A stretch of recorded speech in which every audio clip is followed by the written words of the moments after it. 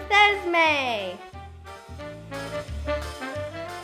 Hey everybody, I'm Esme, and today we're going to be reading some science books. So our first one is the Quicksand book by Tomie dePaola. Let's get into it.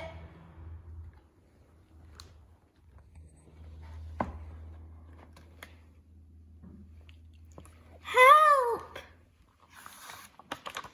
Hello, Jungle Girl. My goodness, you look very unhappy. Is it because you have fallen into quicksand? Well, don't worry. It just so happens that I know a lot about quicksand. So look and listen carefully. It will be very interesting and you might learn something. First of all, quicksand is not a special kind of sand.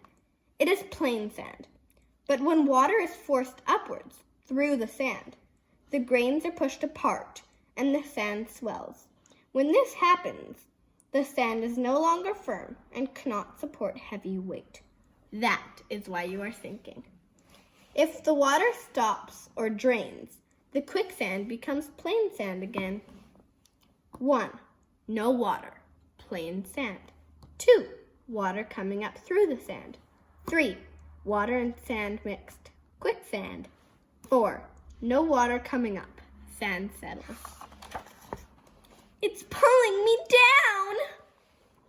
No, that's not true. Quicksand does not pull you down. That's movie stuff. Instead, the weight of your body is making you sink. And if you struggle, you'll sink faster. So stay calm.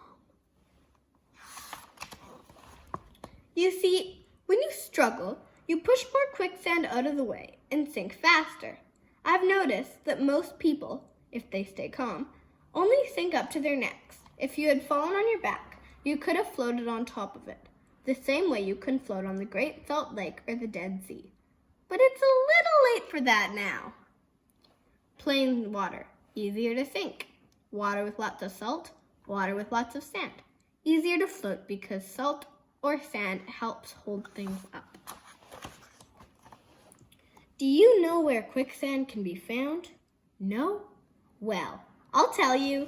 The most common form of quicksand is found along the shores and in the beds of slow rivers and streams that have underground springs, just like where you are. Quicksand will form along shores or under water near a bank.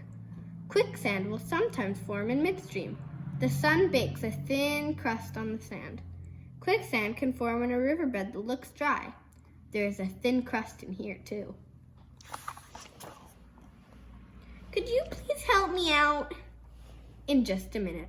I want you to look at what happens to animals if they happen to wander into quicksand. Horses usually leap out in short, rabbit-like jumps.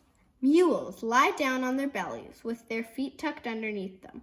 They won't sink in this position. Cattle need help because they panic and sink quickly. If you knew how to watch out for quicksand, you wouldn't have fallen in. You should have carried a long stick or pole to test the sand first. The quicksand would have rolled like waves if you had done this. But the vine I was swinging on broke. Jungle Boy, I'm up to my shoulders. Help me out. If you had been carrying a stick or a pole, you could have gotten out like this. Read the chart carefully. These facts are very helpful if you are alone. And if you have a stick. 1. Call for help. 2. Fall on your back. 3. Put stick under shoulders with arms out to side. 4. Push stick to hips. 5.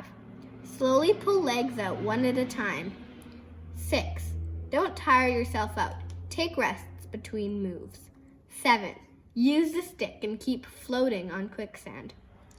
8. Roll a little at a time to solid ground. 9. Rest. But, Jungle Girl, this is your lucky day. I'm here to help you. I could stretch out on that log and pull you out with my hands. That would take a lot of work. Instead, I shall use a strong vine. Slip the vine under your arms and hang on. Oh, Jungle Boy, thank you, thank you. You're welcome. Next time, don't be so careless and watch where you're going. Whoops!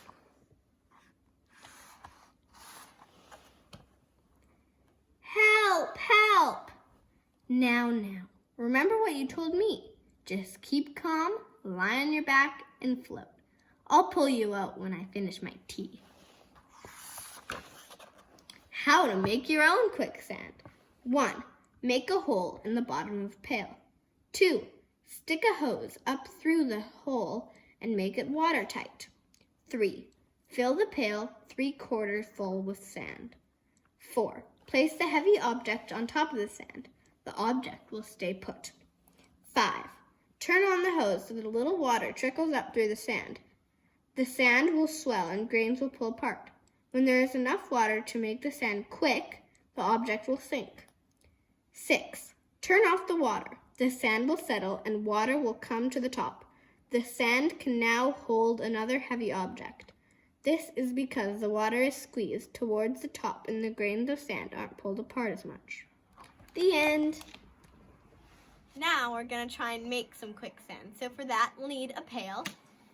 And you need to stick a hole in the bottom of the pail. Get your parents to do that for you. You are going to need a hose. And you want to stick the hose up the pail like this. Once you have your hose in your bucket, you need to take some clay and you need to stick it to make it watertight. I love crafts. Ant on my leg. Once you have your seal, so I use mine with clay. It's a pretty good seal, so. You want to get your sand, so you can get someone to help you with this. And you want to pour the sand. Once your pail is full of sand, you want to place a heavy object on top. So we used a rock. It's a pretty good example. And as you can see, the rock does not sink. It stays put. Now you're going to turn the hose so that a little water trickles up through the sand. This is getting heavy. Once you turn off the water, the sand is going to settle. You can tell that the rock is sunk, but it's not sinking anymore because the hose is off. I think our experiment worked. That was a lot of fun. Thanks. Thank you so much for listening. I hope you enjoyed the book, and see you next time for more. Bye. Have we started? Yeah. Oh. Let's get started.